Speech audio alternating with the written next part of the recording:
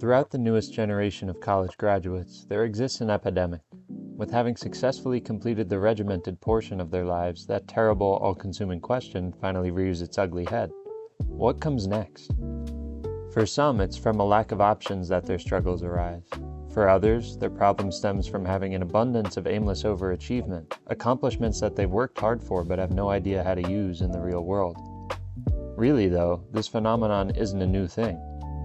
Every generation since college was popularized as the common career path has gone through these growing pains, and a prime example of an attempt to dissect this problem comes in Mike Nichols' 1967 film, The Graduate. The Graduate was a film that was considered scandalous to the extreme when it first released. One need look no further than the cultural taboo of the subject matter to see why audiences reacted so viscerally to it, especially in a time when modesty was far more socially acceptable. However, it's precisely because of the shocking subject matter being such a huge distraction that many viewers of the film miss the nuance of what Nichols is actually attempting to get at. At its core, The Graduate isn't meant to simply be a movie about a fickle college graduate navigating messy romantic entanglements. Yes, that's the vehicle used to show Benjamin Braddock's turmoil, but the heart of what The Graduate gets at is far more complex. This is a movie that tries to get at one ethereal thing. It's a movie that tries to expose the greatest illusion human beings ever created: purpose.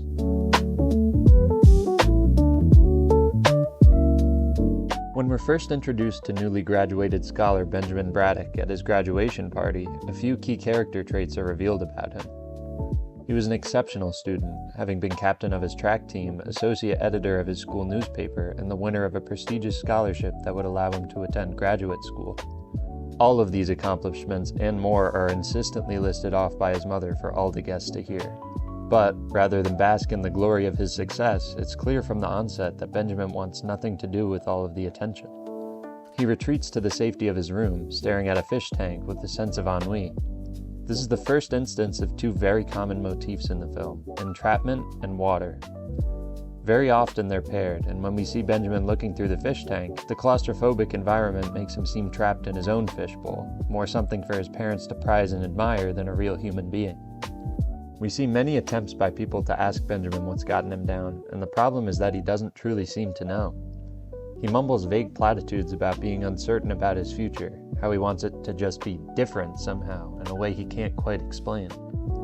The first person to successfully jar Benjamin out of his stupor is Mrs. Robinson, a friend of his parents that he's presumably known since his childhood. She finds him in his room, feigning that she was looking for the bathroom, and despite Benjamin's half-hearted attempts to get her to leave, she baits him into driving her home. Before they leave his room, she throws his brand new car keys into the fish tank for him to fetch. From this very first interaction, two key details of Benjamin's burgeoning relationship with Mrs. Robinson are brought to the surface. That pair of integral motifs again, water and entrapment. By throwing his keys into the same fishbowl he felt trapped in earlier, Mrs. Robinson solidifies her hold over him. Through a fragile charade, Mrs. Robinson gets Benjamin to follow her into her home, eventually culminating with an overt attempt to seduce him. It's no mistake that throughout the film we see her clothed mainly in cheetah print and similar predatory colors. She's a full-fledged adult who's been initiated into the world, and Benjamin is still teetering on that cusp between boyhood and manhood, physically matured but psychologically nervous and unsure. Though she tries to make Benjamin feel like he's in control, she's the one running the show. Ben eventually escapes the house without incident, but not until after Mrs. Robinson offers him to call her any time for a rendezvous. Still, at this point it seems unlikely that the bashfully overwhelmed Benjamin will ever actually take her up on that offer. That is, at least, until we see another factor pushing on his psyche: the unbearable weight of his parents' overbearing expectations. We're brought to a scene of yet another party to celebrate Ben, this time to mark his 21st birthday with a display of the present his father gave him. That gift is a full-body scuba suit, and Mr. Braddock forces him to put it on and dive in the pool while everyone watches him.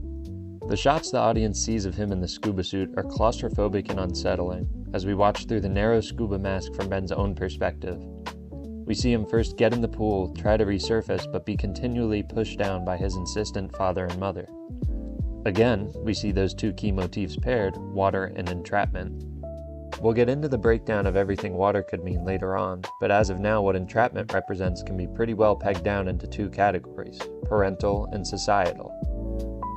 Ben's parental pressure is obvious. He has no free will to do anything besides what his father forces him to do, no room to negotiate, and because of that he feels impotent.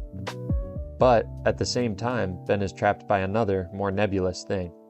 With having achieved such illustrious honors at university, there's a societal pressure of people expecting great things from him.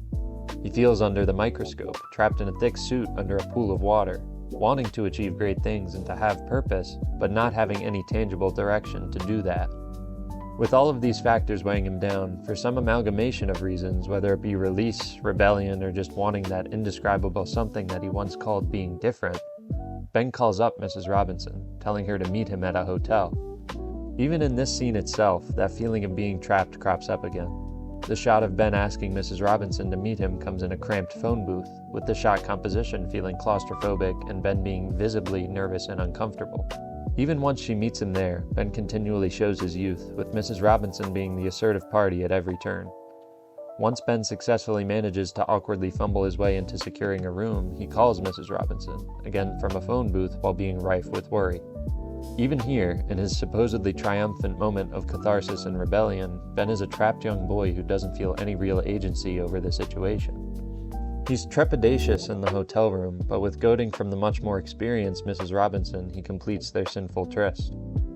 As the lights are shut off in the hotel room, a song from Simon and Garfunkel's masterful soundtrack for the film plays, and we're shown Benjamin floating on a raft above a pool of water. This represents the deception of liberty that his affair with Mrs. Robinson gives him. He feels as if he's finally conquered the water, rising to the surface to lay leisurely above it, but in that very same shot he's surrounded by nothing but that water. Benjamin is still trapped by it just happens to be in a new way that he doesn't quite understand yet. From this, we can infer that water has some connection to the women in Ben's life, but another scene later on solidifies the extent to which that's true. Ben is shaving his face in a steaming bathroom when his mother comes in to ask him where he's been going at night. In addition to water being important, this also isn't the last time the act of shaving has relevance in the film, but we'll get into that more later. This steamed bathroom is literally a miasma of water, water that completely surrounds Ben, and because he's in this water-filled environment while his mother grills him about his love life, we can know that motherhood plays some role in the water as a symbol as well. It's possible the water that Ben's been trapped under could represent something primally maternal, an allusion to him being in the womb, with the water acting as something similar to amniotic fluid. Just as Ben's relationships with women in the film both nourish and oppress him, so does the water he's so often depicted with. The water can be something oppressive trapping him under its surface, or it can be the thing that buoys him into feeling on top of the world, but the thing that doesn't seem to change is that it controls him, not the other way around. As time goes on, Ben doesn't get up to much of anything outside of his continued rendezvous with Mrs. Robinson, and again pressure from his parents is the catalyst that makes his situation change. With him having forfeited his scholarship by not applying to graduate school in time, his parents try to get him out of the house by forcing him to take Mrs. Robinson's daughter, Elaine, on a date. Despite being expressly forbidden by Mrs. Robinson to take out Elaine, he does it to get his parents off of his back. At first he tries to present himself to her as something disgusting and undesirable, but as the date goes on he seems to fall in love with her, planning a second date with her against Mrs. Robinson's wishes before they part. The scene then changes to the next day, and Benjamin is driving to pick up Elaine in the pouring rain. However, when he gets there, it's not Elaine that gets in the car, but Mrs. Robinson. As she gets in the car, the rain thunderously quickens. Again, a dominant maternal female presence causes him to be trapped by a water element, this time her rage coming in the form of a thunderstorm. Mrs. Robinson threatens to tell Elaine about their affair unless Benjamin never sees her daughter again. Brazenly, though, Benjamin runs up to Elaine's room first and tells her about it, all while being drenched from the rain. He may have thought he was acting of his own free will, but the oppression of the rain, of the water itself, caused the secret to come to light just the same as it originally intended. As Elaine kicks Benjamin out of her room, we see Mrs. Robinson standing at the end of the hallway, drenched in rain and wearing black to contrast with Elaine's pure white garb. This is a callback to a trope that goes all the way back to 1847, when Charlotte Bronte pioneered the mad woman in the attic concept in her novel Jane Eyre. Explained in the simplest way possible, in Jane Eyre, Jane, the pure young girl, falls in love with Mr. Rochester, the master of Thornfield Hall. However, before their marriage goes through, it's brought to light that Mr. Rochester is actually already married to another, older woman, one he pronounces as Matt.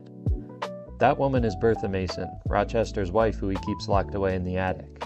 She's characterized by dark hair and dark clothes, and she's the chain keeping Rochester from marrying the one he truly seems to love, the young, kind-hearted Jane. While there are differences in the specificities, this is essentially the trope that happens at this moment in The Graduate as well.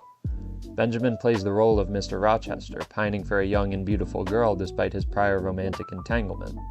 Elaine is Jane, the naive and good-hearted young lady, and Mrs. Robinson is Bertha Mason, the dark, older former lover that Benjamin wishes he could forget. The Graduate isn't the first movie to mirror this trope either. Blue Velvet, for example, David Lynch's 1986 film that came out nearly 2 decades later, plays this same idea out on the big screen. Kyle MacLachlan's character gets involved with the older, darker-haired Dorothy Valens, played by Isabella Rossellini. As the movie goes on, just like with Jane Eyre, Kyle's character Jeffrey tries to ignore his madwoman in favor of Laura Dern's younger, kind, blonde character, Sandy Williams. There are plenty of other examples of this scenario being played out in cinema and in literature, but that then begs a certain question. If this trope has been done so many times, why would Nichols make it the primary subject matter of his film? The answer is simple. Again, the love triangle is the vehicle used to show Benjamin's internal struggle, but the movie isn't primarily about his romantic relationships at all. It's about what they reveal about his own greater issues inside. At this point in the story, Benjamin is without Mrs. Robinson or Elaine, the latter of which he presumes to truly love. As the affair is brought to light, we see Benjamin again looking past his fish tank at the pool, the very same pool of water he floated on after his first encounter with Mrs. Robinson, but this time he's watching a worker clean it. In a symbolic way, this is the real world washing clean his sin to allow for healing, the end of a romantic endeavor that was doomed from the start. Unfortunately for Ben, his problems go much deeper than not having Mrs. Robinson or Elaine. Without any romantic intrigue to give him an illusion of his own purpose in a world of aimlessness, he's left unmoored. He has no more distractions left to keep him from thinking about the ever-impending real world bearing down on him. It's because of this lack of purpose, not from true love, that he then purports to go find Elaine and convince her to marry him. He goes to Berkeley to convince her to do just that, but is rebuffed at the start. Finally, after failing to charm her again, she barges into the room he's staying in, and it's no accident that while she does this, he's in the midst of shaving. This is a direct parallel to his mother's interrogation of him about his love life while shaving. This time, it's Elaine grilling him about his past relationship with her mother, but the core act remains the same. The fact that he's shaving during both encounters is extremely significant, because shaving is one of those select few actions that mark the transition from being a boy to being a man. Benjamin is a man physically, he's adopted the ritual of shaving his face, but he's merely playing the part. Psychologically, he's still young and confused, dominated and powerless to the women in his life. Nonetheless, he somehow gets back in Elaine's good graces and spends the coming days doggedly pursuing her in an attempt to get her to agree to marriage. However, this pursuit is put to rest when Mr. Robinson pays Ben a visit and forbids him from ever seeing his daughter again, calling him scum. Benjamin tries to find Elaine, but only finds a note saying that she plans to marry another man, a medical student named Carl Smith. Ironically, it's at this point of the film, this point where Benjamin has the least, that he seems the most motivated, confident, and contented. He races through highways, zips through traffic, he desperately finds any phone he can use to try to pin down where Elaine's getting married. Finally, when his car runs out of gas, he runs on foot to the church in an attempt to take Elaine for himself. It's in this sequence that the sheer competence of Benjamin is most at show. We see his smarts when he inventively creates new ways to find the right location. We see his athletic prowess in his sprint to the church, and when he finally gets there, we see his emotional charm. Simply by yelling Elaine's name, he gets her to run away from her own wedding, culminating in a fight with her parents and a near escape to the closest bus. Still, while this closing sequence is epic and romantic, it's the last few frames of the film that solidify what it was that Benjamin was actually looking for all along. We'd just seen him at his most convicted, his most competent, his most desperate in his attempts to secure Elaine for himself. However, on that bus, at the moment when he should be smiling from ear to ear, we see Benjamin look dejected. He tries a half-hearted smile, almost as if he's trying to convince himself that he's gotten what he wanted all along. But the reality is, Benjamin never loved Elaine. He loved the purpose she gave his life, the almost unreachable goal that she provided him to strive for, but he never loved her for the person she was. They'd gone out on one date, and already he'd resolved to marry her. He did this not because he loved her, but because pursuing her hand in marriage gave him the same purpose that he had lost when she and Mrs. Robinson had turned their backs on him. The same purpose that he had lost even before that when he had graduated college to begin with. Really, one need look no further than the title of the movie to see that the point of it was never its messy romantic relationships. It's called The Graduate, and it's called that precisely because what Benjamin represents is the search for a purpose after one's life stops being laid out perfectly for them. Benjamin doesn't care what his purpose is so long as he has one, so long as he can make his future somehow, in that way he can't truly describe, different. When it comes down to it, purpose isn't a calling. It isn't a thing that gives our lives meaning. It isn't even real. Purpose is an illusion, and Benjamin Braddock, as flawed as he is the perfect embodiment of that fallacy. Hi guys, Medionomy here. Thank you so much for watching. This was my first time watching The Graduate, and I really liked it. I'm sure there are many details I've missed, so if you have any more thoughts, be sure to put them down in the comments. As always, it's a huge help to me if you could take the time to like and subscribe. It goes a long way in helping me grow the channel. Thanks again for watching, and I'll see you next time.